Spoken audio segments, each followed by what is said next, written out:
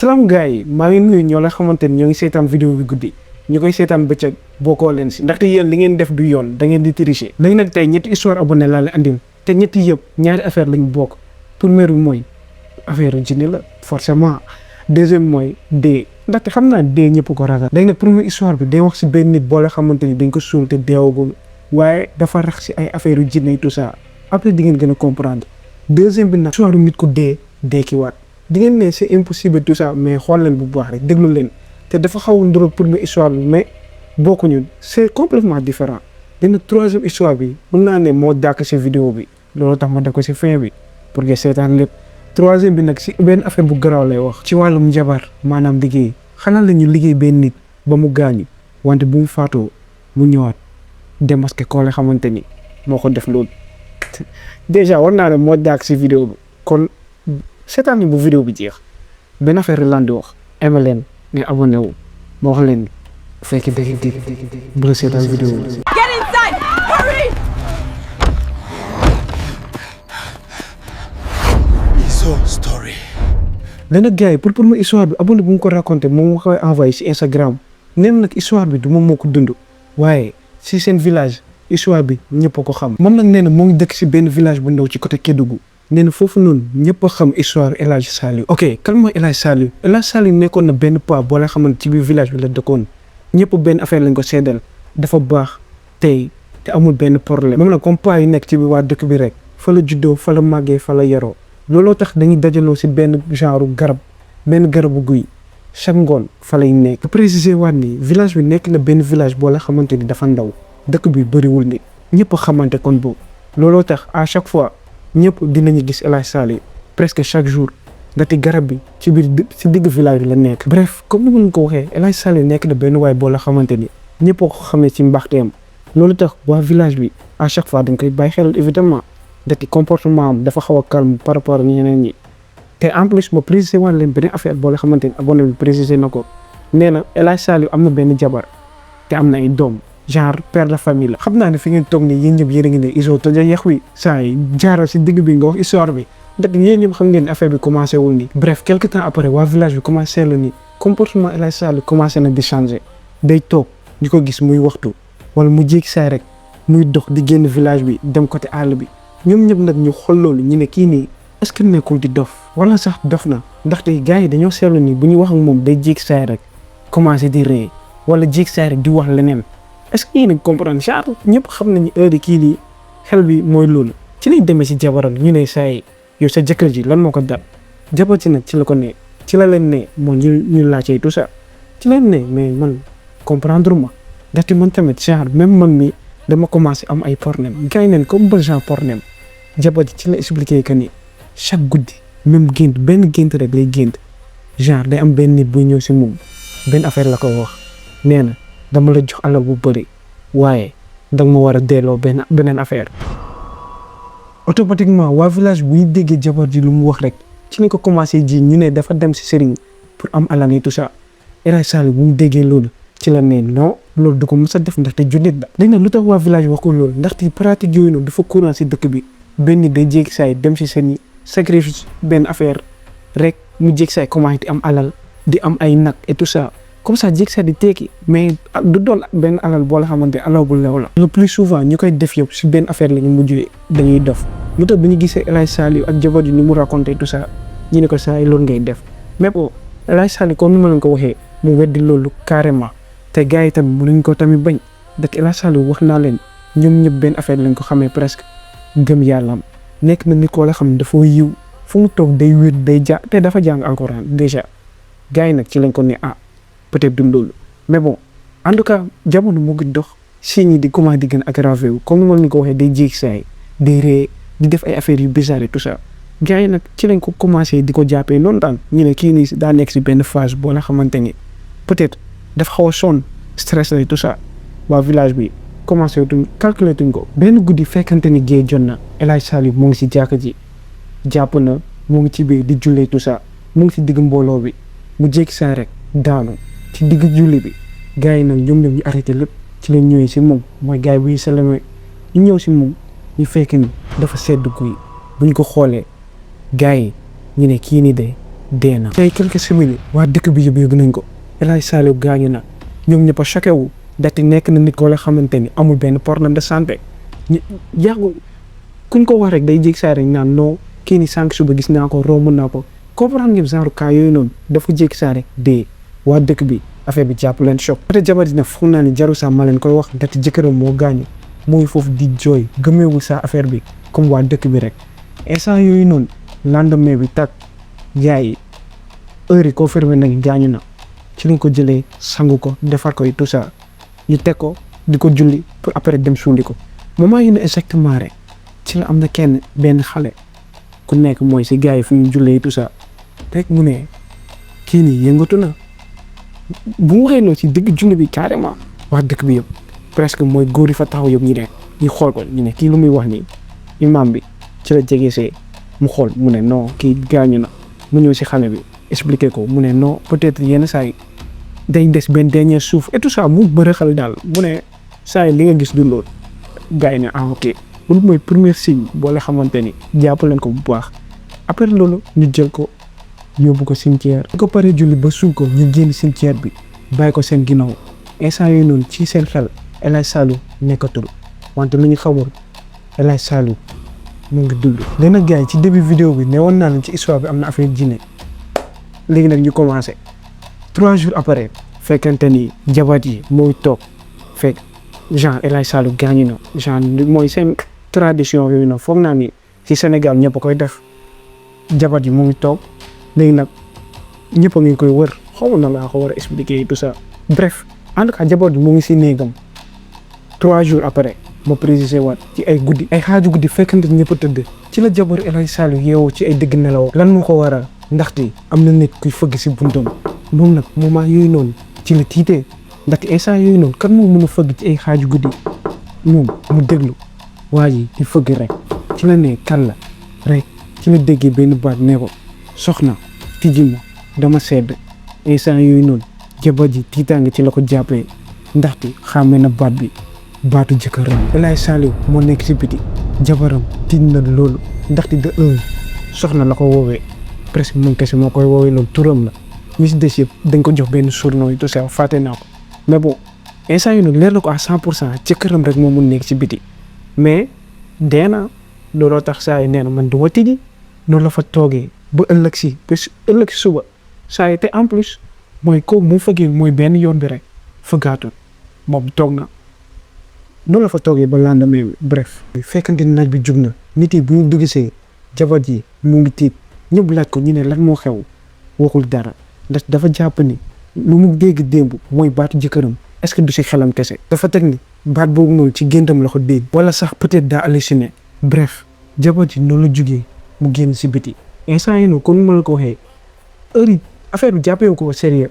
waaye nee na bu mu demee mooy jabar ji bu mu demee mooy ba si daal jëkkër ji ci la remarqué benn affaire boo la xamante ni jëkkër ji rek moo koy def bu mu xoolee dàll yi ci la gisee mu takk ban en plus mu takkal mooy côté boobu noonu jabar ji instant yooyu noonu tiitaange ci la ko jàppee ndaxte jëkkër ji rek mooy def loolu encore une fois comme ni ma doon ko waxee. xam naa ne instant yéen ñëpp yéen a ngi laaj jëkkër ji la doon def c'est très simple El Hadj Saliou chaque jour bu yeewoo julli dem julli fajar dàllam yi buy ñëwaat buy dellu si waat day takk ban te bu ko tegee foofu noonu à chaque fois da koy taggaat jabaram loolu rek la koy aaye à chaque fois da ko doon naan yow saa yi sa dàll yi mënoo ko fëgg si biti tey mu yeewu fekk fa dàll yi instant yooyu noonu c'est clip affaire bi neer na si boppam démb si guddi normalement jëkkëram la tiitaane ci la ko jàppee. ak lu mu découvrir loolu yëpp jabar ji noppi décider bañ a wax dara ndaxte gars yi normalement bu waxee loolu gars yi dañ ne yow da nga waaj a daf nga loolu tax mu noppi quelques jours après mu commencé dégg mbokkam yi commencé di naan chaque guddi dañuy gis mooy benn jëmb bu taxaw si wetu mooy cimetière ni armère bi ndaxte cimetière bi soriwul am na ñu naan dañuy gis mooy beneen jëmb buy dox ci seen diggante mooy seen yoon et tout ça mu commencé dégg genre histoire yooyu noonu muy bëri instant yooyu noonu la nag mu ne saa yi lii il faut ma jug si fekkente ni comme ni ma leen ko waxee si aada la nekk warul génn ay fan ndaxte sa jëkkër bu gaañoo tout ça bref du ma éviter lañ détail boobu. comme que mënu génn kër gi ci la yóndee ñu woowal ko benn sëriñ boo la xamante ni ku aay la d'après ci waxu abonné bi nga ci waa dëkk bi yëpp dañ koy déggal sëñ bi nag bu mu ñëwee mu ñëw expliquer ko histoire bi yëpp ñoom ñaar rek ñoo ne ko ci néeg bi sëñ bi ci la toogee déglu ko ba si yàgg rek mu ne ko mais yow ku ñëwoon mooy si guddi si du sa jëkkër jabat yi moment yunu tiitaan jàpp ko sëñ bi tegaat si affaire boobu noonu du nit waaye jinne la jabat yi nag choqué wu mu ne jinne mais lu tax mu jël sama jëmm jëkkër sëñ bi tegaat si mu ne sa jëkkër dafa defoon mooy comme benn genre pacte pour am alal te boppam la tayle pour am loolu heure yi gaañu na looloo tax jinne bi di jël yaram bi jabat yi mu dégg loolu mu gëm loolu ndaxte jëkkëram la nekkal te comme nu ma leen ko waxee sànq jëkkër di daa jàng alxuraan et tout ça mu ne loolu mënul nekk sëñ bi nee na pourtant loolu dëgg la. bien vrai que jabat yi mënul gëm loolu wante dina def mooy sëriñ bi lu ko santaale ndaxte da ko jox ay affaire en plus mu ne ko tari ay et tout ça affaire bi dootu mu sa ñëwaat fii nii jabar ci appliqué loolu 3 jours après fekkente ni sëriñ bi dem na et tout ça jabar ji affaire bi loolu rek moo nekk si bopp bi jëkkëram est-ce que daa def loolu te en plus mu jàpp ni ku ñëw mooy bés boobu loolu du jinne jëkkëram la lu dafa jàpp ni jëkkëram deewul et tout ça moom nag instant yii noonu mu loolu génn mooy dem cimetière jaale jëkkër ji tout ça ndaxte comme ni ma ko encore une fois aada la mu loon génn kër gi mu xaar ba ay guddi ci guddi si mu def tout manigancé ba gars yi tëdd mu génn dem armée genre nit yi def genre choix yu tillu yi boole si seetu seen bopp ngeen xam ni peut-être benn affaire mën na leen fay dara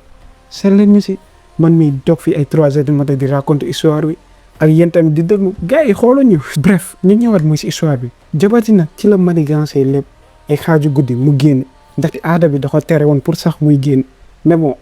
si xelam mu ne jàll il faut mu xam exactement xelam lu mu ko jox loolu est-ce que jëkkër ji diine tout ça man na xaw ma na lay dem pour seet ko mais bon ma joxaat leen beneen détail bi important moom a rakam bëggoon ñu ànd mu fa demee ñu dugg si cimetière yi mu yor benn lampe ñu dugg léegi nag bu ñu fa eggee rek ci lañu wëree El Hadj Salif fu ñu ko suulee rakk ji nag xam na ko mu yóbbu ko ba foofu noonu bu ñu fa eggee jabar ji ñiit foofu noonu yëpp xool affaire bi gisul dara lu spécial mu xool alentour yi gisul en plus dara lu spécial mu rappelé leen ay xaaju guddi si digg armée en tout cas instant yii noonu mënuloon def dara ndaxte mënul sulli affaire bi mënu fa def dara lu spécial ñu dem ba nar dellu rek rakk ji ci la ne xaaral mais am na benn affaire bu muy dégg mag ji ne ko lan ci la jabar ji ñoom ñaar ñu approché wu ñu ñëw ba si côté tomb bi mu ne déglu instant yii noonu rek ci lañu déggee ni comme si am na nit bu nekk ci biir di xoos moment yu ne exactement jabar ji ci la commencé di yuux moom a rakk ji ñu génn waa dëkk bi yëpp yëg affaire bi si saa si jabar ji bu mu demee si digg nit yi fekkante ni ñëpp a génn ci la leen carrément sama jëkkër mu ngi dund dem leen sulli ko instant yii noonu ñëpp ne kii dafa dof ñu commencé naan loolu impossible ay xaaju guddi ñuy dem di sulli néew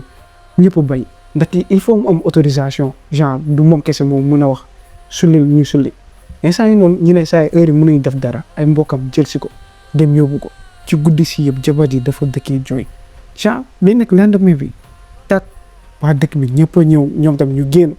ci la na expliqué mooy gars yi déggoon nañ de base histoire bi nee na dégg na ci biir mooy tomb bi affaire lu fa yëngatu rakk ji confirmé même histoire bi instant yooyu noonu waa dëkk bi tamit commencé def pression ñu ne saa yi kii il faut ñu sulli ko ci lañ jëlee seen père et tout ça ñu def ba ndar sulli ñu ne impossible il faut ngeen am autorisation te kilifa dëkk bi rek moom mu joxe kilifa bi buy demee si moom mënul ñàkk joxe autorisation bi ndaxte waa dëkk bi ñëpp a jug ci lañ jëlee seen père yooyu noonu jubalaat fa buñ fa àggee ñu commencé di sulli fekkente ni ñëpp a ngi taxaw instant yii bu ñu sullee ba affaire bi commencé di xóot ñu commencé jot néew bi rek moment yi nag exactement benn xeet bu xeeñ trop génn ñëpp fàtt seen bakkan waaye lu gën a doy waar mooy bu ñu génnee néewu El Hadj Saliou ba ñu teg ko ñoom ñëpp a tiit ndaxte yaram bi amatul perkal dara newatu fa comme si dañoo jéeg saa rek suulee ko noonu moment yooyu noonu ñëpp a ngi xoolante parce que ñu ko suul xam nañu lu ñuy def ñëpp nee nañ saa yi kii comme julli di ni leen di suulee na lañ ko suulee ñëpp a tiit instant yooyu noonu waaye amoon na tamit beneen détail boo la xamante ni choqué na quelques nit yoo la xamante ni comprendre nañ yaram bi dafa dëpp te genre ñu ne nit bi ñu koy suul côté bi ñu ko tegee tout ça mais yaram bi dafa dëpp woon te bu ñu xoolee kanam selon certains nit ñu ne dañ see gis tiitaange en plus jeexagul bu yemee fii nii day neex trop ñu xool si wee yi mooy weewu néew bi tout ça ñu gis ni affaire bi am suuf comme si dafa doon jéem a gas moment yooyu noonu ci lañ ne kii nii buñ ko doon suul dafa doon dund kii bu mu nekkoon ci biir deewuloon ñëpp a tiit ci lañ comprendre que ni El Hadj Saliou dafa jéemoon génn looloo tax moment yooyu noonu sëñ bi mooy sëriñ mooy bu ñëwoon si jabar ji wax ko loolu mu naan kii du nit et tout ça ci la jege si jabar ji mu ne kii nii ku doon jéem a génn nii du sa jëkkër waaye da am lu ko duggoon moment bu waxee loolu c'était le mauvais moment ndaxte jabar ji dama feesoon ci la yuuxee si kawam tëggal ko ràcc ne ko saa yow dëmb nga yow yaa tax jàppale wu ma sama jëkkër jour boobu noonu moo fa ñëwoon jabar ji commencé daal def jëfu dof maanaam kenn mënu ko maîtriser mais bon lan lañ ko mën a wax instant yooyu noonu man moom comprendre naa ko imagine toi sa jëkkër gaañu benn nit ñëw di wax instant bref comprendre ngeen genre instant yooyu noonu ku mu mënti woon nekk si ñun noonu ngay réagir bref mën nañ ne presque histoire bi nii la jeexee mais après loolu waa dëkk bi ñoom ñëpp xam affaire ni mu demee A ba Z looloo tax ma toog di leen ko raconter mais tamit jabar yi ba bés bu muy dee dina continuer di maintenir que ni jëkkëroon chaque guddi da koy ñëw seet si deewul am na ñu naan dafa dof xel bi daa dem ñu ne naan jinne boobu noonu moo koy ñëw seet su ko depuis boobu ñëpp a xam histoire El Hadj Saliou daanaka sax am na ñenn si waa dëkk bi ñu ne chaque guddi ci côté armère bi dañ fay gis benn jëmbo te moom la abonné tamit côté muy préciser ne depuis boobu yenn heures yi maanaam timis bu passé tout ça seen waa dëkk du ñuy jaar si cimetière bi maanaam armée bi côté boobu la fa jaar te xale yi sax dañoo ragal tur El Hadj Saliou. léegi gars yi histoire bi jeex na mais ñu waxante dëgg franchement histoire bii nii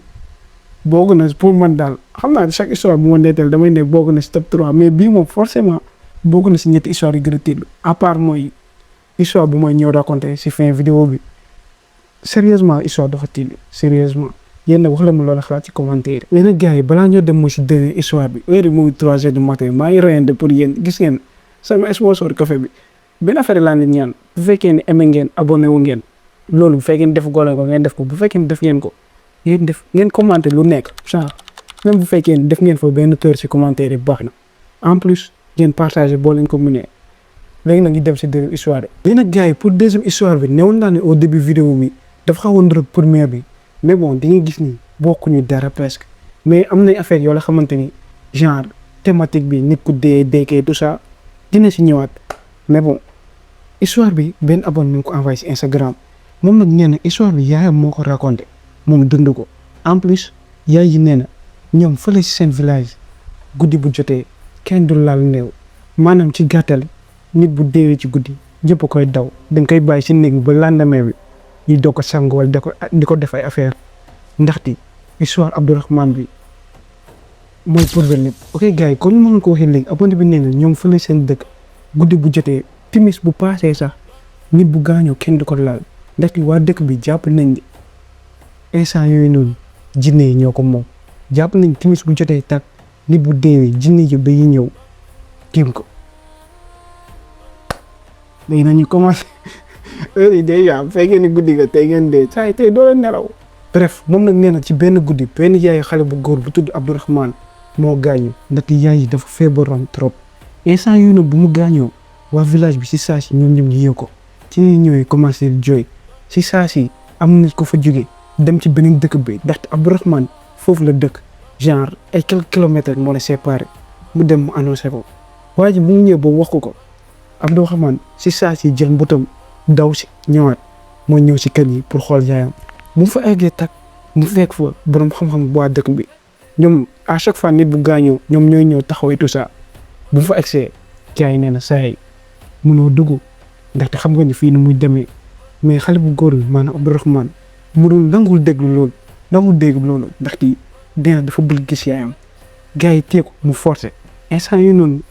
kan moo si mën dara ndaxte yaayam la après tout gars yi jéem nañ def lépp pour teeg mais Abdourahmane nee na tey il faut mu gis yaay ji loolu lañ ko bàyyee bu dem dugg ci biir borom xam-xam yi dem si beneen côté bi nit yi la ñoo ngi si digg ëtt bi di jooyee tout ça di bàyyi borom Abdourahmane instant ñu ngi dégg mu ngi jooy di yuxee tout ça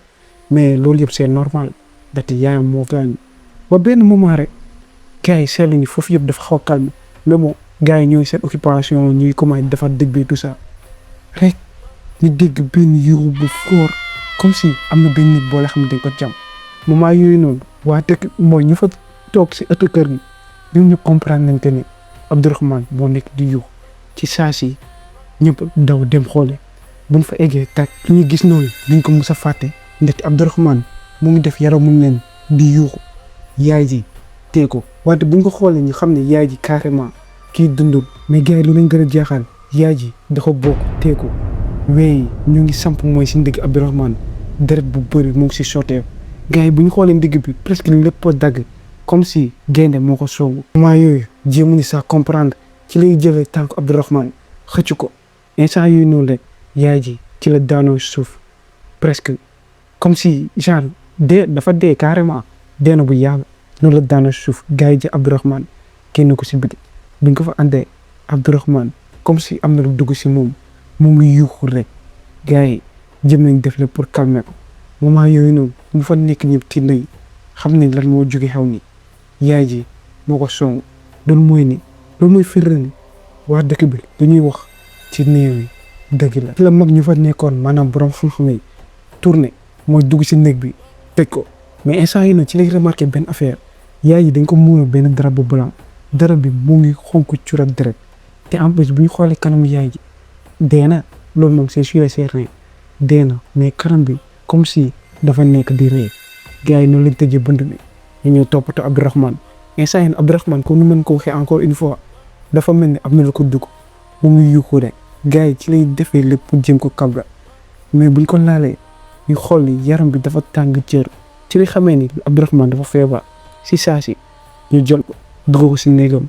ci lañ ko defalee ba Abdourahmane commencé calmer wu gars yi ñoom ñëpp si kaawam lañ doon nekk ku nekk ngi def lu mu mën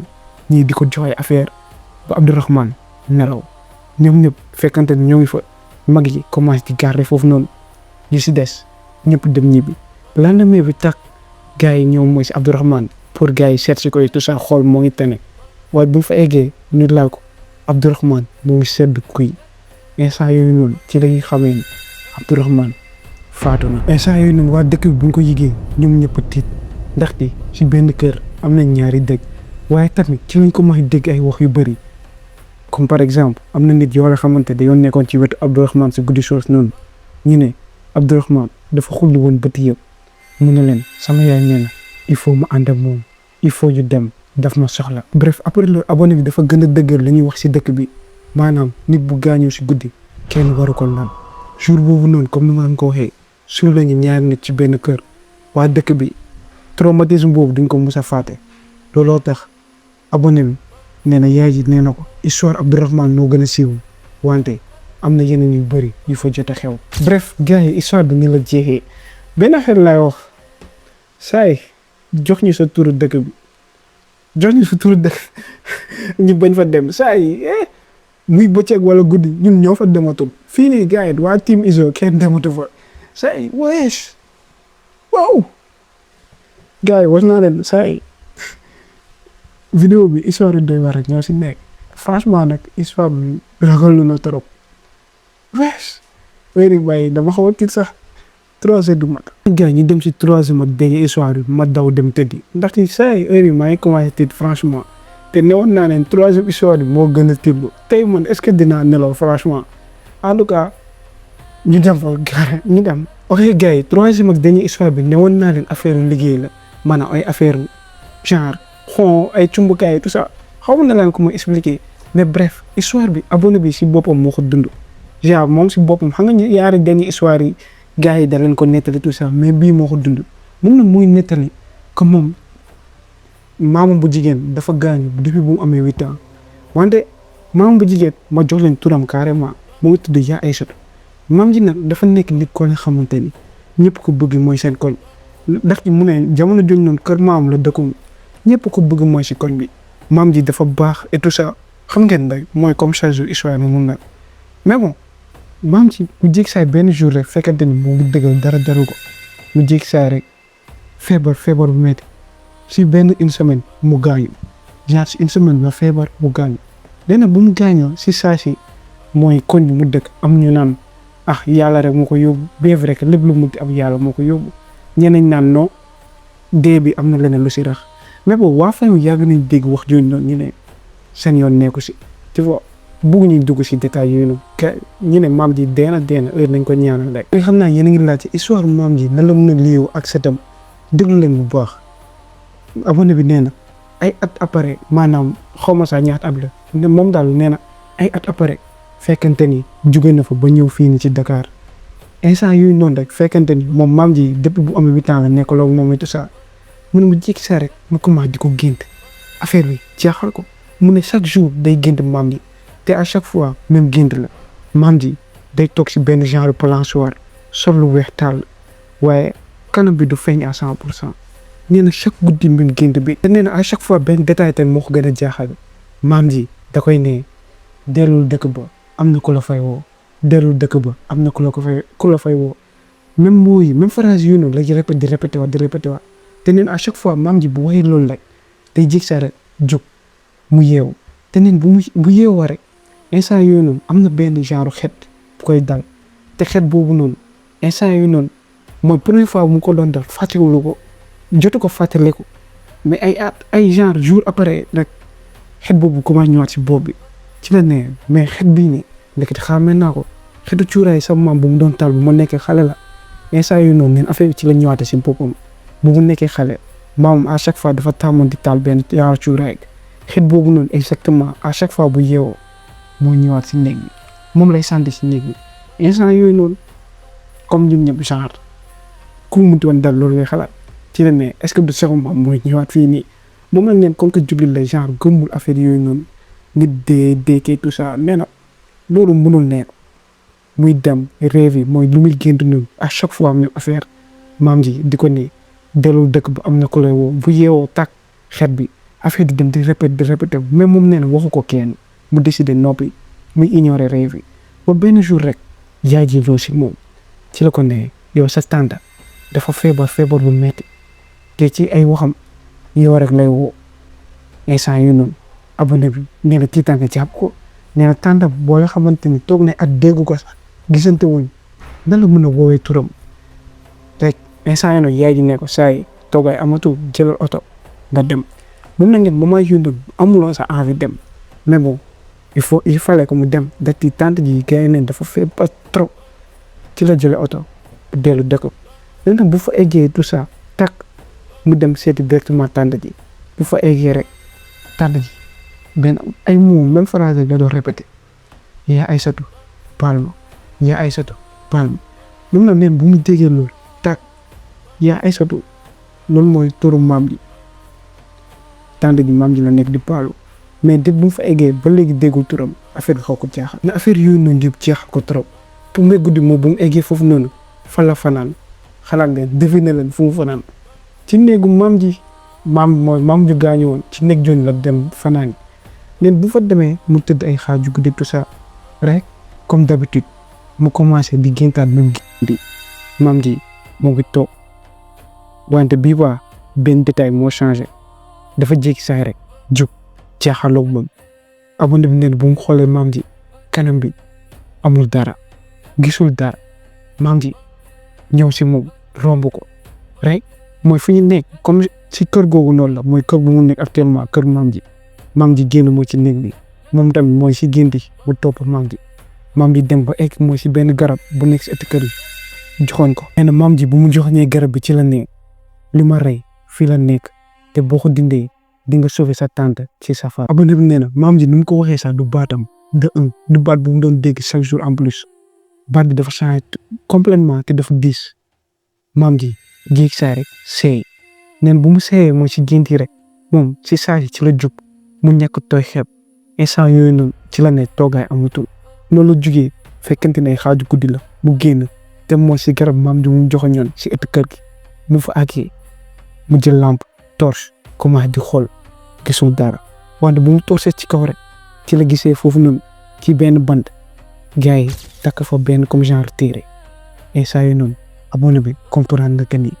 maam ji bi la doon joxoon moment yooyu noonu exactement nee na moom jéem na yéeg jéem na def lu nekk pour génne affaire pour wàcce affaire bi dagg ko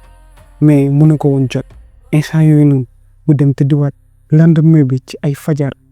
mu ñëw génne waa gàll bi yëpp ay côté 10 heures bu mu jotee waa gàll bi fekk ñun ñëpp ci dajaloon lañ ci la expliqué lépp mu ne leen gént yu mu jotoon a def ba mu ñëwee fii gént bu mu def mooy si guddi si instant yooyu noonu ci la waaye maam ji lu mu ko wax moo pour mu changé wu si dara lu ma rey fii la nekk te boo ko wàccee di nga sauver sa tànn si safar nee na instant bu mu waxee loolu rek waa gàll bi ñëpp a choqué wu. moment yooyu noonu abonné bi nee na presque gars yi dañ ko jàppee woon dof mais mu avancé ba si garab bi mu joxoñ wala leen affaire bi instant yooyu noonu ñoom ci lañ comprendre que ni kii lu muy wax ni peut-être dëgg la. nee na si foofu noonu mooy am na kenn koo nga xamante moo takk mooy beneen tànt genre maam ji juróon na nit yi mooy doom yu bëri moo takk beneen tànt bi jëkkëram fa la neewoon te kooku noonu sëriñ na genre oustaz la am na xam-xam ko bu mu xool affaire bi noonu la yéegee ak benn genre kenn ku fa nekk si doomu gars yi da mooy si wenn waa kër yi ñu yéeg fa dagg mooy bant bi si boppam ndax affaire bi dafa dëgëroon trop ñu dagg mooy bant bi ak jaasi wàcc affaire bi bu ko wàccee rek oustaz bi jël affaire bi tijji xool te bu ko xoolee rek automatiquement bu ko tijjee ci gis ni affaire bi genre benn téere la bu ñuul salte mais bu ko tijjee ci biir ñu fekk fa karaw wee et tout ça affaire yi yoo nga xamante ne pour liggéey la normalement mu génnee fa benn kayit bi am ay bind yoo nga xamante ne ay bind arabe kenn xamul alquran kenn xamul dara mais oustaz bi mu tàlle la ba xool ci la jaaxaaloo gars yi mu ne ku def nii dafa bëggoon rey kenn ku nekk ci kër gi instant yii nag bu waxee ni ñëpp a tourné ci tànt bi. parce que ñoom ñëpp dégg nañu waxu abonné bi te dofuñu normalement xam nañu mooy d'après waxu maam yi moom moo ko rey clairement parce que lu mu ko waxee nee na lu ma rey fii la nekk boo ko dindi sa tànt day dem safara clairement loolu moom moo ko fi def gars yi buy tourné ci moom tànt ji xaaru saa gars yi di ko laaj automatiquement mu commencé di jooy yu wéet. Daf Ndiaye lu mu wax nee na dëmb balaa moo dee day jëfooru loolu tax tànt ji ci saa si mu wax lépp nee na du bëgguma ko woon def sama jëkkër moo ko def moo ne ma def ko te jëkkëram kooku noonu abonné précisé jëkkër ji gaañu na yàggul nee na jëkkër ji moo ne ma def ko ndaxte d'après moom maam ji te leen bëggoon xaajale daa bëggoon te seen sëy tout ça nee loolu tax mu def ko instant yii noonu waa kër yi ñoom ñëpp a choqué ndaxte luy dégg noonu ndax dafa grave andi ci Céleste Gâté nee na bu mu doon def loolu xamuloon sax genre yaay ji dina si dee looloo tax mu ne boom bu ko xamoon du ko mës a def te am puy jëkkëram da ko ne boo ko deful dama lay rey instant yii noonu waa kër yi kenn gëmu ko ñoom dañ ko jéebi carrément ñu tourné waat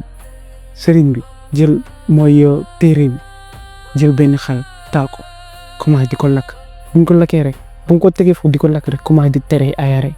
bu mooy ne exactement mooy tànt gi daanu suuf tey biiram nee na biir bi daa nekk di métti moment yéen abonné bi neen kenn si waa kër gi xool ko appareil doom ñoo daw si moom moment yooyu noonu waa kër gi ñoom ñu comprendre ni benn affaire tànt ji moo rey seen noom pour loolu bu mu jaaxlee tànt ji ñëw si digg famille bi dajale leen ñoom ñëpp commencé di baalu mu expliqué que ni jëkkëram moo ko forcé muy def affaire yi tout ça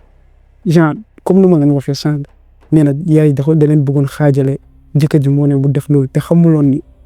affaire bi ni lay mujjee te en plus ñu préciser ni que ni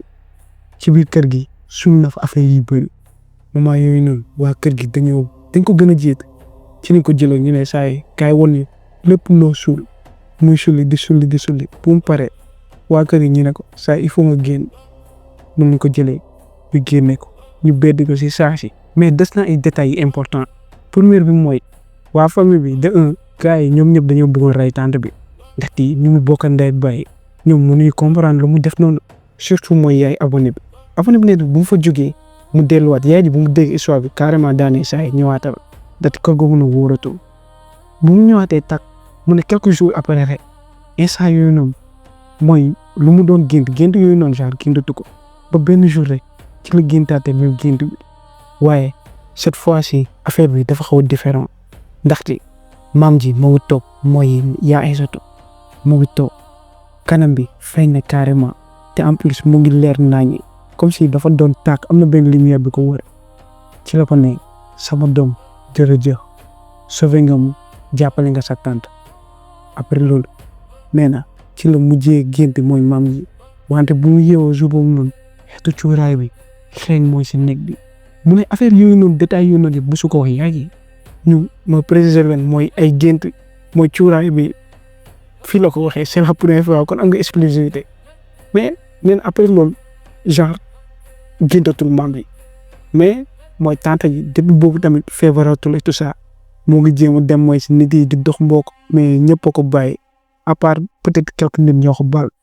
mais ñëpp a xam ni tante bi mu def te en plus abonné moo ñu wax que ni yaay ji daa tiit carrément pour moom ndaxte nee na tante ji bu fekkee ni def na ba sañ na rey yaayam propre yaayam lan la war a def abonné bi si boppam ndaxte moom moo ko weere sa instant yii noonu yaay ji mu neen ba actuellement yaay ji xelam dalul day dem fu mu nekk pour mu muslu da koy jox mu sangu mu ne taal alxuraan fu mu nekk abonné bi nee na moom fu mu mënti toog day taal alxuraan ndaxte tante bi ñoom fu mu ne ni mu capable mais d'après ci waxu tante bi nee na genre